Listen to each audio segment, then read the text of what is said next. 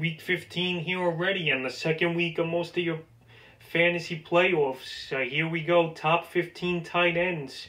I'm ranking going into week 15. Number one, who else will it be than Travis Kelce? Each and every week, Kelce's number one, and he's just a monster, man. He puts up huge numbers as Kelce each and every week. You know, he's pretty much good for a touchdown or 100 yards every week. And last week in week 14 versus Miami, 8 catches, 136 yards, and a touchdown for Travis Kelce. And this week he's got a pretty good matchup versus the New Orleans Saints. This game I think is going to be pretty high scoring, even with Taysom Hill behind center for the Saints. You know Mahomes is still going to get his. He threw for 3 interceptions last week and still went for 393 yards. And Kelce, I think he's going to reach the 100-yard mark in this one and find the end zone again. Number 2 at tight end, Darren Waller of the Las Vegas Raiders. Waller, he's been good this season, a couple down games, but in my opinion, he is the second best tight end in all of football. And once again this week, he's number 2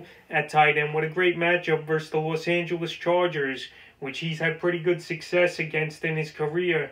And last week in a shootout versus the Indianapolis Colts, he had 7 catches for 75 yards was Waller. And this week I could see a similar stat line for him versus a mediocre Charger defense. And I wouldn't be surprised if he finds the end zone as well. So I think it's going to be a good week for Waller, and he's going to help your teams advance to the next round. The third tight end of the week is T.J. Hockenson at the Tennessee Titans. Hockenson, he's been consistent the whole season. He hasn't reached double-digit fantasy points only twice out of his 12 fantasy games. So T.J. Hockenson, he's a main target in Detroit, a red zone target as well. Kenny Golladay, I don't know if he's coming back, but if he does, it doesn't matter to me, because Hockenson, he's getting a bunch of targets, he's getting a bunch of looks, and this is another game Detroit is probably going to be trailing in behind the Tennessee Titans. And last week it was a good game for Hockenson, 11 targets, 6 catches, 43 yards and a touchdown. I think he could have similar stats in this one,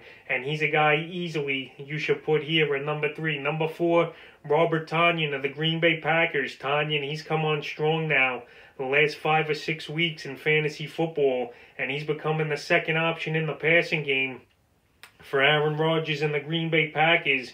And Tonyan, he's found the end zone now 5 straight games in a row. This week he's got a pretty solid matchup versus the Carolina Panthers, where Green Bay is going to have their way against. And I think Tonyan finds the end zone again. And last week he had 5 catches for 36 yards and a touchdown. And I see Tonyan having a similar stat line this week versus Carolina like he did last week versus Detroit. And he's a great start, so I got him at number 4. Number 5, Eric Ebron of the Pittsburgh Steelers. It was a down week last week for once with Ebron. He had a couple drop passes. It was a pretty tough matchup also versus the Buffalo Bills, even though they did, coming into the game last week, give up the 5th most fantasy points to tight ends. But Eric Ebron, he's a mainstay in that offense. He's getting a decent amount of targets for a tight end, and he's also getting a lot of red zone targets. Ebron, in 6 out of his last 7 games, he's reached double-digit fantasy points. And this week in a great matchup versus the Cincinnati Bengals, who pretty much can't stop anyone, I think Ebron has a better game than he did in last week, where he only had 2 catches for 30 yards and a 2-point conversion. I think Ebron, he'll get anywhere from 60 to 70 yards and possibly find the end zone in this one. So I got him at number 5. Number 6, Mark Andrews of the Baltimore Ravens. It was good to see Andrews come back last week in a pivotal Monday Night Football game, which was a classic and possibly the game of the season so far. And Andrews, he came back after he was on the COVID list, and he played well as Andrews. On 6 targets, he had 5 catches for 78 yards. And this week he's got a cupcake matchup versus the Jacksonville Jaguars that they can't stop anybody. And I think Andrews, he's going to find some loose seams in that defense and get open. And I wouldn't be surprised if he has 50 or 60 yards in this game and finds the end zone as well. Baltimore, the last few weeks now, their offense is picking it up, and Jackson is spreading that ball out and getting the ball to Andrews and Hollywood Brown. So I like him at 6. Number 7, Rob Gronkowski of the Tampa Bay Buccaneers. Rob Gronkowski, the last few weeks, he's turned into a touchdown-dependent tight end. But this week, he's got a great matchup versus the Atlanta Falcons, that they give up the 3rd most fantasy points to tight ends. And Gronk last week, I not 2 targets, 1 catch, 2 yards, and a touchdown. But this week in the Dome in Atlanta, I think Tom Brady and that Bucs offense, they get unleashed. Last week, it was a mediocre game for Brady and the Bucs, but they won the game. They held on. But I think this week Gronk's going to have a lot of mismatches with linebackers on him. And I think he could go for 40 yards and a touchdown in this one. So I got him at number 7. Number 8, Hunter Henry of the Los Angeles Chargers. Henry, he's been solid for most of the season. And this year, knock on wood, he's been healthy the whole season pretty much is Henry.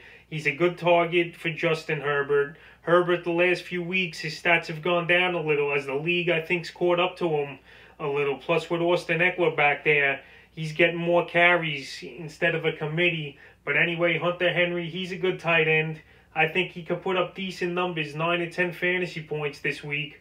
Last week, he had 8 targets, 6 catches he made on him for 41 yards and something similar to this. And that's a good game in PPR league. So Hunter Henry, it's a good matchup. Thursday night game should be pretty high scoring. So I like him at 8. Number 9, Dallas Goedart of the Philadelphia Eagles. Goedart, he's clearly the number 1 tight end over there in Philly, even though Zach Ertz came back a couple weeks ago.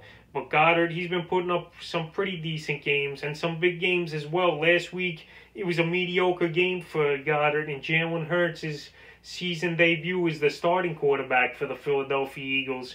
And he had 4 catches for 43 yards versus a decent New Orleans Saints defense. This week, I think the matchup's a little lighter for him. He's got the Arizona Cardinals. I think Goedart, he could find some open ways. And I think he gets 5 or 6 catches for 50 or 60 yards. And I think it's a solid game. So he's a guy I trust in a weak tight end position this season to put up decent numbers and have a good game at number 9. Number 10, Logan Thomas of the Washington football team. Logan Thomas, he's been good the last 3 or 4 weeks. The only problem with him this week, if Alex Smith's not playing, I can't trust Dwayne Haskins to get the ball to any of his receivers pretty much. And I think Washington would play a conservative, run the ball with their 3 running backs over there if Haskins is behind center. But Thomas, he's got great upside. They've used him in many different ways as a gadget guy, end-arounds, quarterback sneaks and stuff, because he was a quarterback in college, was Thomas. But like I said, if Haskins is a quarterback, it's trouble, I think. If not, he's going to put up similar numbers like he has over the last few weeks, anywhere from 10 to 12 fantasy points, like we saw him last week with 6 catches, 43 yards for 10.30 fantasy points in PPR league. So Logan Thomas, hopefully Haskins don't start and Smith does, and he has a good game versus a Seattle team where Washington's going to have to play catch-up and throw the ball a lot this week. Number 11, Evan Engram of the New York Giants. Engram, he was on a good span of ball games in the middle part of the season, but now the last 2 or 3 weeks, his stats have gone down dramatically as Engram. This week, he's got a good matchup, though, on paper versus the Cleveland Browns, who give up the 2nd most fantasy points to tight ends. Last week, Engram was a disappointment versus Arizona with only 2 catches and 18 yards, but this week, I think the targets are going to go up. I think he's going to find some open plays in the field, is Engram, and make some plays as well. The Giants, they need this game. They're 5-8, and their division is on the line here.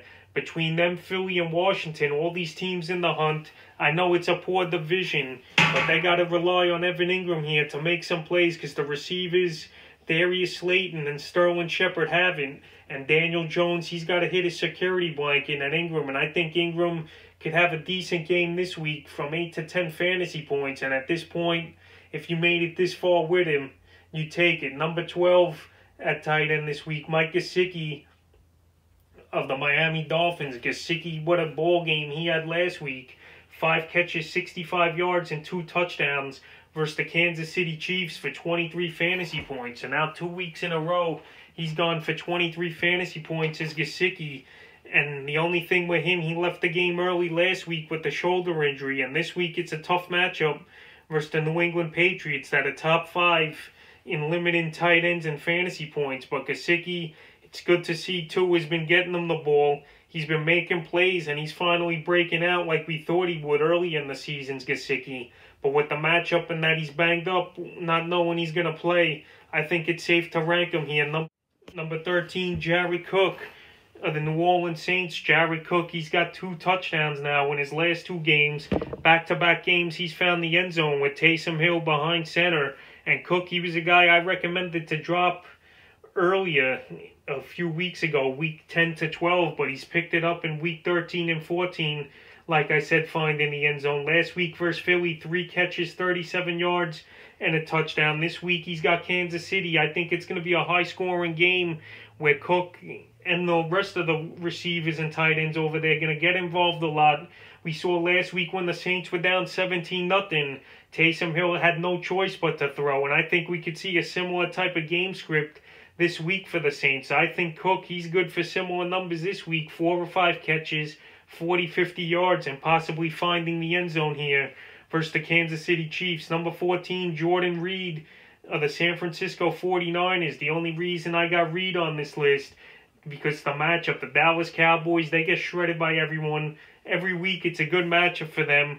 Reed, he's still the guy over there in San Francisco, and he's been getting a decent target share. Last week, 5 targets, only 2 catches, 13 yards, but he's got a good history versus the Cowboys. He goes back to Jerry World once again, where he's haunted the Cowboys when he was on Washington. But now this week, I think Reed, he could get a bogus touchdown in this one. I could see him go for 3-4 catches, 20 or 30 yards, and find the end zone.